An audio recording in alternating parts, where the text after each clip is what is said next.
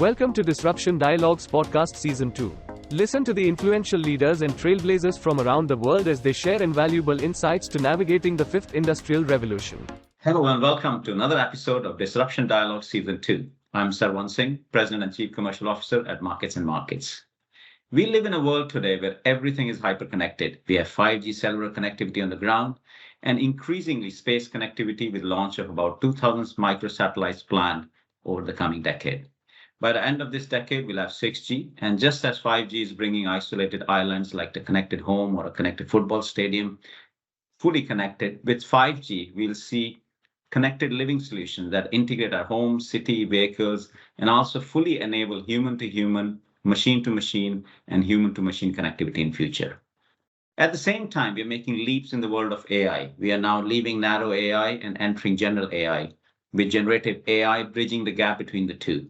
Future computing technologies like quantum computing or neuromorphic computing will further accelerate the shift from general AI to super AI.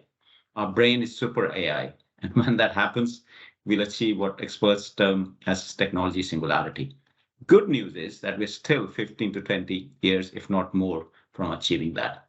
However, today we are seeing the acceleration of digitalization across sectors, and today we like to discuss digitalization of the energy sector. To discuss this, we have today Simona Rossetti, Senior Vice President of the region Europe and Africa, and she looks after products within the Siemens Energy portfolio of gas services, controls, and digitalization. Simona is an international executive leader, having lived and worked in multiple continents with extensive experience managing a large leadership team and a multitude of businesses related to energy transformation across the globe. Thank you, Simona, for joining us today. Thank you for having me. Welcome, Simona. So today we'll be discussing about the power of data unlocking the potential of digital energy.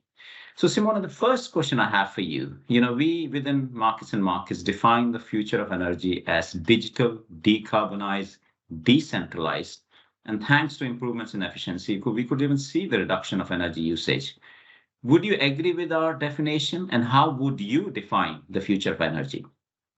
Yes, absolutely. I would agree with the definition with the 3D, digitalization, decarbonization, and decentralization. And I really think these are driving and shaping the energy of the future. Let me elaborate a little bit on that. The integration of digital technology is transforming the energy sector. From smart grid and digital energy management system to advanced analytics and artificial intelligence, digitalization enables real-time monitoring, optimization, and control of energy generation, distribution, and consumption. It enhances efficiency, reliability, and resilience, allowing for better demand, side management, and integration of renewable energy resources. With the growing concern over the climate change, the future of energy will be undoubtedly decarbonized. This means that reducing reliance on fossil fuel and transforming to cleaner and renewable energy sources such as solar, wind, hydro, geothermal, hydrogen, and advanced bioenergy. This is going to be, for sure, the future to bring us to a low-carbon alternative, and the complete sector is aiming to mitigate greenhouse emissions and combat the global warming. And for the last D, the energy landscape is shifting toward a decentralization, moving from, the big nuclear and fossil power plant, from a traditional centralized power generation to distribution models. Distributed energy resources are included rooftop solar panel, small and bigger wind turbine, heat pumps, and energy storage system. And these are becoming more prevalent. We also have microgrids, peer-to-peer energy trading platform that are becoming more normal and allow the consumer to share energy within their own network. So decentralization improves also the energy security and promote energy independencies.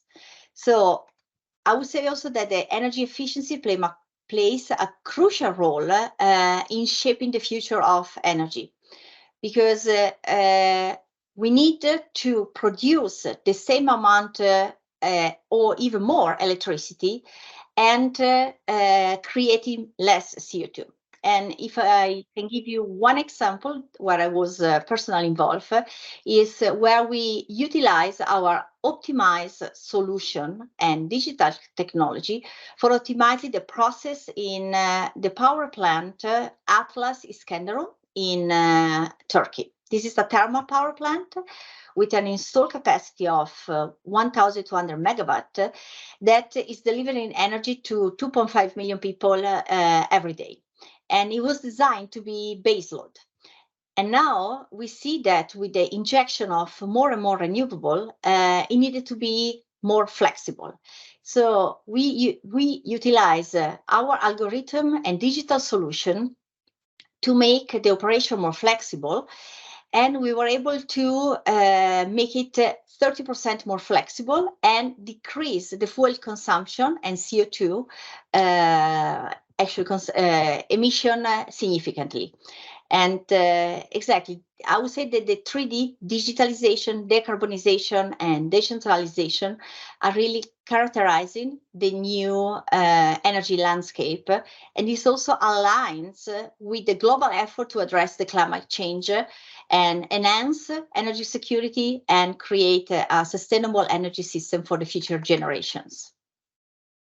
Thank you, Simona. I'm glad we're aligned on the 3Ds of the future of energy. Correct. I think you partially answered it, but maybe let me just expand a bit on my second question here. So, we in Markets and Markets see the digital utility market to be worth about 250 to 300 billion by 2028. And we see this largely being triggered by technologies such as big data analytics, machine learning, distributed energy source management, and cloud computing, which overcomes some of the key challenges, as you know, with our aging grids, intermittency, balancing distribution, connected generation, and so on.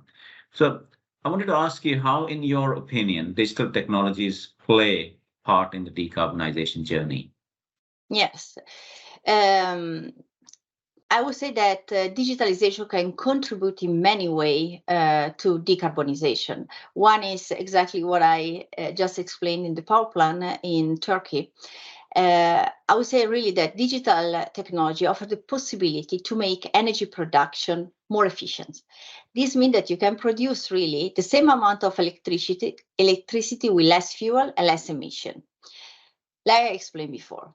Secondly, digitalization can help to integrate renewable resources into the grid by managing the power flow, balancing the supply and then demand, and optimizing the energy storage.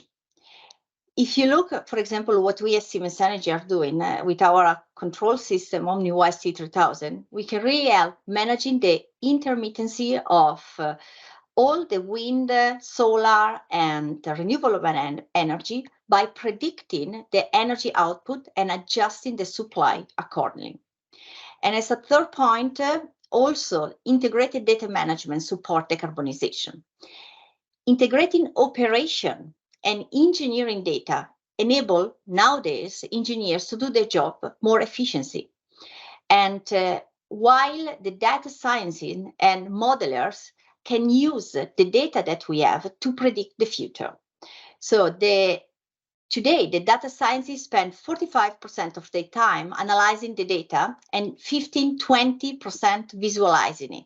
Imagine if we could automate that effort using live data and analytics to span to your entire industrial life cycle.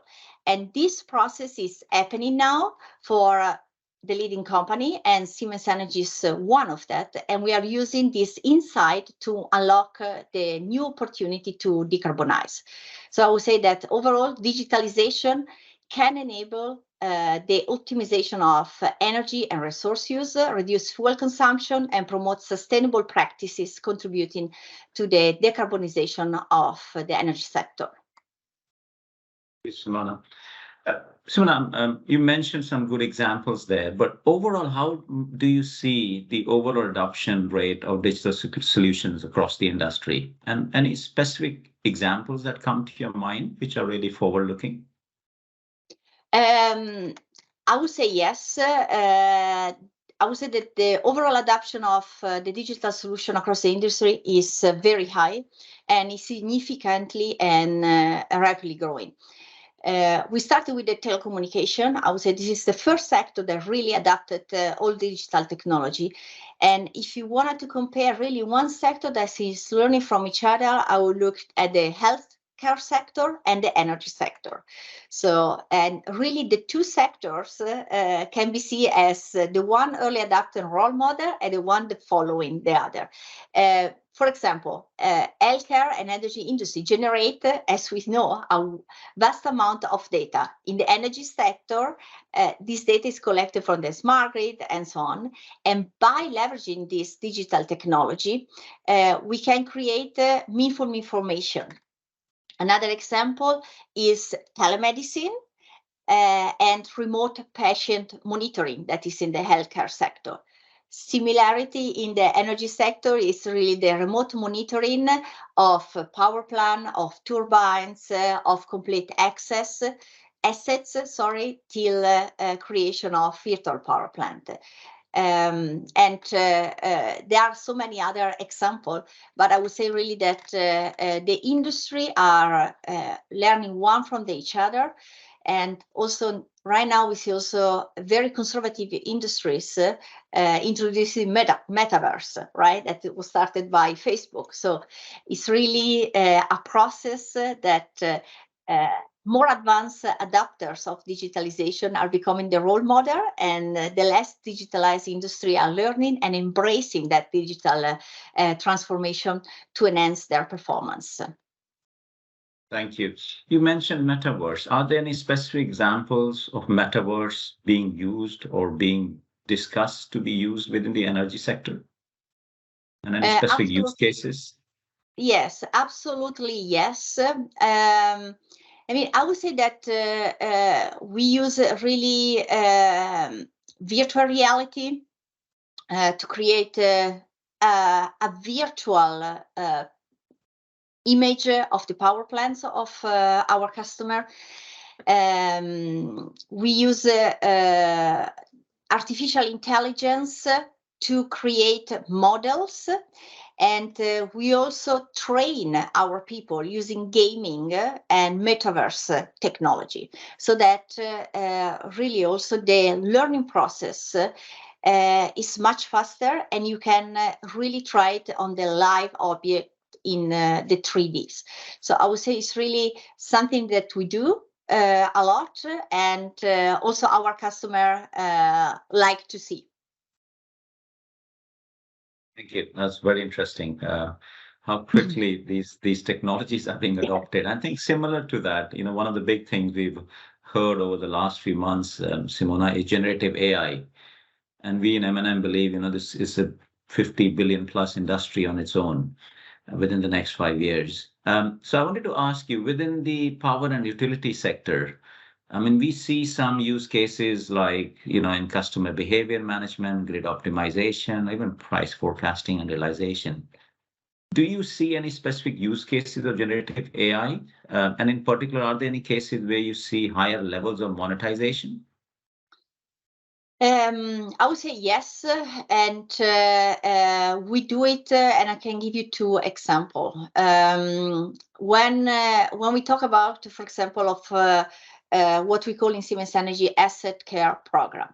This is a program that uses proactive maintenance strategy to prevent asset failure and breakdown in the energy production process. So we have really algorithm that can recommend and can identify before it happens and even eliminate the root cause analysis of defect and asset failure. And this is very important for power plant operator, because of course that will make the operational efficiency and maintenance much easier, and will create also more sustainability in their operation, right? A second example where we really utilize the power of AI is in the energy management solution. As we already explore, the power producer nowadays have the challenge that they have to sell the energy at the most profitable way.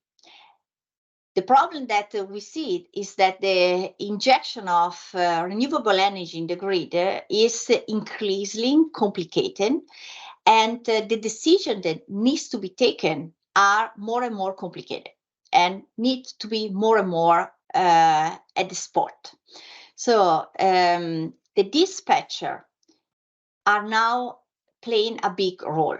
And depending of the plant and the dispatcher, then they can really make the money or not make the money. So we combine the power of AI, introducing really new forecasting algorithm, and making possible that the dispatching can understand weather and weather condition at the day ahead, and really create through the power of artificial intelligence a driven forecasting and predictive model that can help them in choosing the right way to utilize their asset. And this is really what we did and what we are developing right now, really utilizing rapid and multidimensional, multi-branch scenarios simulation and creating the ahead and short-term future generation plan. And everything is only possible with utilization of artificial intelligence. And that's why I really see that this is another digital technology that is playing a bigger role in our industry, and will continue to do that. Thank you, Simona. Thank you. And on maybe just moving on from, we talked a lot about use cases, and you've given some amazing examples. Now, I want to ask a little bit about business models. Because you have these fantastic use cases, but they do require some, unique, innovative business models. Do you see any specific business models that you are adopting within the industry? Example, platform as a service? Yes, Siemens Energy is, and yes, we are. Platform as a service is one of that, where we can offer really a digital platform that integrate our solution and services and allow customer to access them and utilize also their technology, so that we can have the benefit of both. Another one that we are seeing and we are utilizing with our customer is cloud-based services also. So even we are thinking about control system and based on the cloud, so that really the plant operator, they don't need to own the hardware and to be always in charge of having in the latest stage. But we as Siemens Energy really offer them the service, and we use the cloud technology for it. The other one is a performance-based contract. That is something that we also do with our customer. So Siemens Energy can offer really for a specific customer a performance-based contract, and our customer will pay based on the achieved outcome or defined performance metric that we decide. And this is very much used when it comes to energy efficiency, on reduction in carbon emission for plant operator, and the payment will really be based on the achieved result that we can provide to our customer. So I would say that digitalization is changing also the business model that are in our industry, and Siemens Energy is really one of the four I would say the pioneer there that is really seeing this dynamic in the industry, adapting them, seeing also with customer the new needs of the customer, and seeing which customer are open to adapt them, and then really creating new possible solution for it. So you manage the African continent.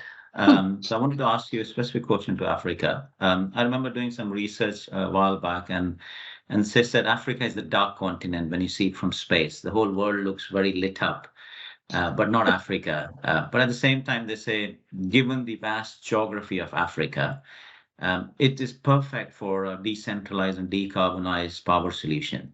What's your view on the energy transition in Africa? Yes, for sure. The energy transition in Africa is different than in any other continent, for sure, from Europe. The first thing that we need to make sure in Africa is to provide energy, accessible, reliable energy to the around about 600 million people that are still without access of electricity. Africa is going to be really decentralized. They have, let me say, because they are not that evolved in the energy landscape, we have really the possibility to shape the energy landscape for their need, which is also a positive thing. We saw that the last decade, Africa experienced a shift from coal to gas. And I would say that this decade will be seen a major shift also to renewable, but also further grow in the natural gas. What we see is also that the natural gas remains the market leader in the power generation, but the share of wind will grow pretty much 4 times compared to 2020 and in the next decade, and the solar of 6 times. And also hydro will remain on a stable level. What I think is important also to mention, which is also a parallel between the two continents, Europe and Africa, is the importance of the grid. So to connect all this power to all these people, you need investment, major investment in the grid. And this is also something that is happening in Africa. We see also there a lot of government-driven programs that support the transformation of the energy. Also, Africa is a potential global green hydrogen hub because you can produce with green energy hydrogen and then export it, for example, to Europe. So we really see that the energy transition is happening in Africa, is happening on a very fast pace. And we see this really the decarbonization also and strengthening the aging of their asset is something that is a driver. And one important thing is that the financing a political situation will play a major role there. So of course we need their honest political and financial partnership to really push for the energy transformation in Africa. So that sounds very interesting from a continent perspective. Simona, you've achieved a lot in your career. You manage a strong and a large team. Any particular achievements you're personally proud of? I would say yes. One that I would like to mention is what we created with a customer that was a charter of trust for the cybersecurity in the complete world. And one of our customers, Enel, decided to embrace the journey together with us as a company. And that was really something that I'm proud of because we together really were putting the base for the cybersecurity for the future, together also with other customer and other big company. And coming from that experience, I really saw how important cybersecurity is going to be for us, for the world. And therefore, I decided that we needed to be faster, and I decided to create a cybersecurity operations center for our customer, exactly in where we had a big pool of people that were already working on remote services. And I saw the benefit there to add new services, cybersecurity services for our customer. And this was really like an entrepreneur thing, going very fast and making sure that we can really create the best fit for the customer. And right now is our CSOC is connected to 150 plants, and we have so many customers still asking for additional services. So I think that is something I'm very proud about. Oh, well, amazing. Last question, Simona. You earlier mentioned when I asked you what are this, how you see digitalization across industries, and you gave the example of healthcare and energy, very similar. And you gave the Yeah. example of telemedicine in particular.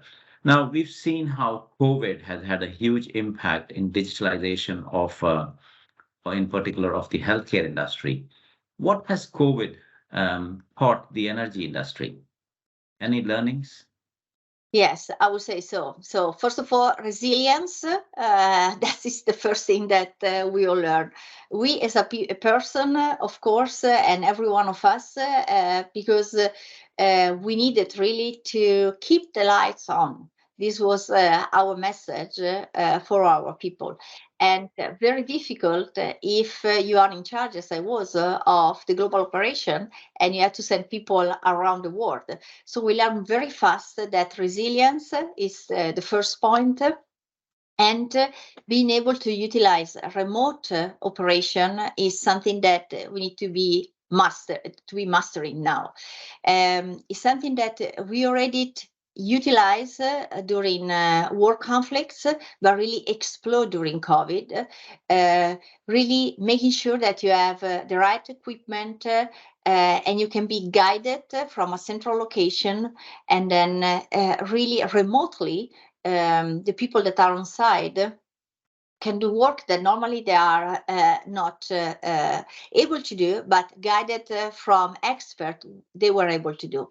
And utilizing this one, we also saw that the automation and virtualization and really making power plant autonomously running and really unmanned is a need that we see also in our customer. COVID helped us in developing much faster the technology, including drones, including cameras everywhere, microphone, so that nowadays really we can offer solution for our customer where you have smart analysis, smart forecast, smart recommendation, and really driven by technology, and where the human being is really in a central location, concentrated, and can take care of different assets far away. And I think the acceleration digitalization, the ability to do a lot of things remotely, and also the resilience that people need to show is something that we learned and will stay with us for much longer. Simona, it's been a very interesting discussion. I've learned a lot today. Not only have I learned about the digital transformation of the energy industry, but I think what I've really enjoyed listening to you today is the use cases of generative AI and digitalization. And most importantly, I think some of the inputs you gave on the new business model is very, very helpful to learn. And of course, the lessons from COVID, which again, play into some of the key things you talked about, resilience and autonomous plants in the future. So Simona, very thankful to you for today. Thanks for joining us. Absolutely enjoyed the discussions. And thank you everybody for listening in. I was in conversation with Simona Rossetti. She's Senior Vice President of Europe and Africa and looks after gas services controls and digitalization at Siemens Energy. Once again, a big thank you, Simona. Thank you for having me. It was a pleasure. Thanks for tuning in. If you want to know how you can navigate and thrive in this disruptive era, subscribe to Disruption Dialogues on your go-to podcast channels and stay tuned for more interesting episodes.